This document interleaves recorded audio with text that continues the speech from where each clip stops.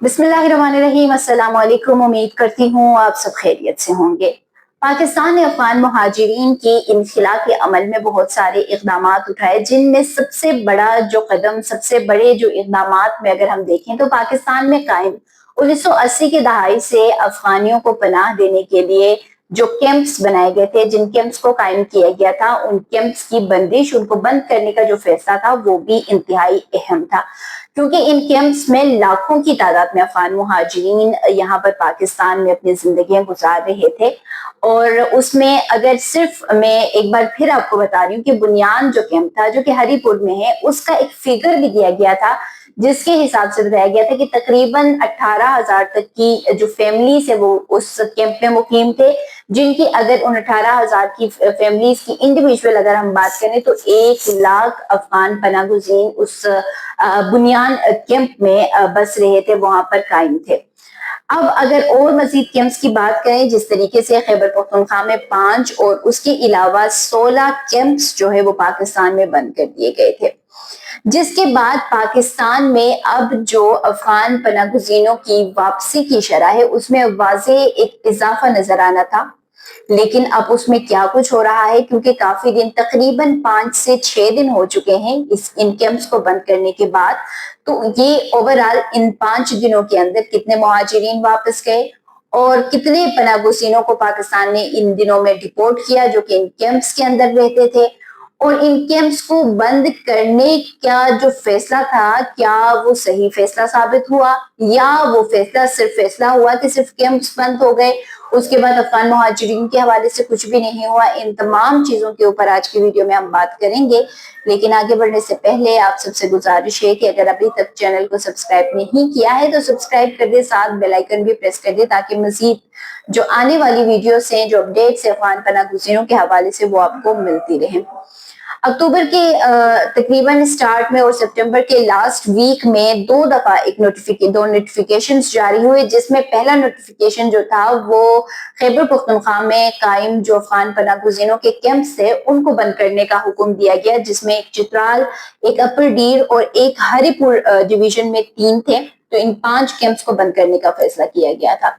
उसके बाद अक्टूबर के इस फर्स्ट वीक तक तकरीबन एक और जो नोटिफिकेशन था वो जारी किया गया, जिसमें यह कहा गया कि इन 5 कैंप्स के अलावा बलूचिस्तान में और पंजाब में जो एक बड़ा कैंप है इसको भी बंद किया जाएगा। यानी टोटल मिला के पाकिस्तान में खैबर पख्तूनख्वा, बलूचिस्तान और पंजाब में 16 कैंप्स थे, और सबसे ज्यादा कैंप्स बलूचिस्तान और फिर खैबर पख्तूनख्वा में थे, और एक कैंप जो था वो हमारे पास पंजाब का आया, जिसके हवाले से नोटिफिकेशन जारी हुआ कि इन कैंप्स को फिल फोर जो है वो बंद किया जाएगा। अब इसके फिगर के हवाले से मैंने आपको बताया कि हरीपुर में एक कैंप में, बुनियान कैंप में 1 लाख अफगान पनागुजीन जो है वो उसमें कायम थे।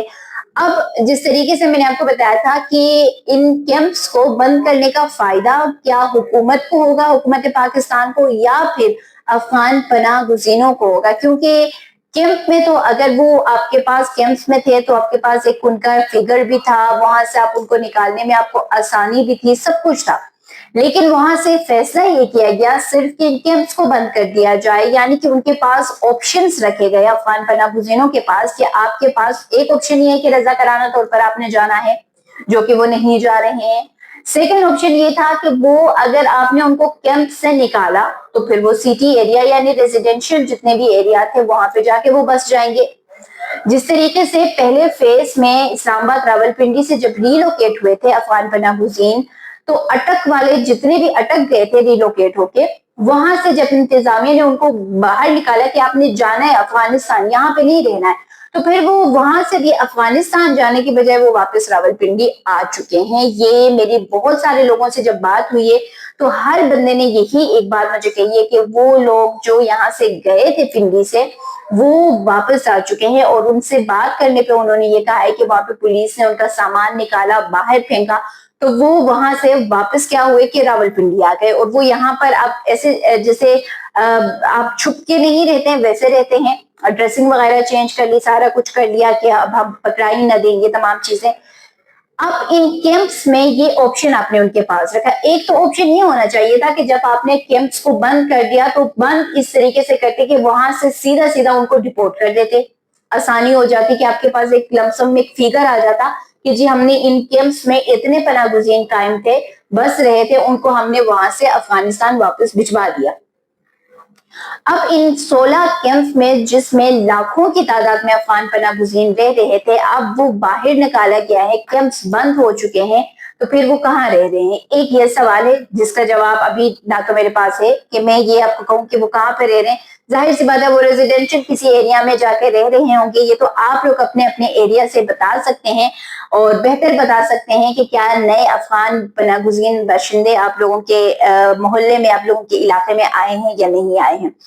16 कैंप्स में से गुज़िश्ता 5 दिनों के अंदर का ये डेटा है जो कि मैं आपके साथ शेयर कर रही हूँ कि इन 5 दिनों के अंदर सिर्फ इन 16 कैंप्स में से 13,504 अफगान पनागुज़ीन, अफगान बाशिंदे वापस अफगानिस्तान पहुंचे हैं और उसमें से भी 100 के करीब, यानी 100 वो अफगान पनागुज़ीन थे जो कि प्रिजनर्स थे, यहाँ पे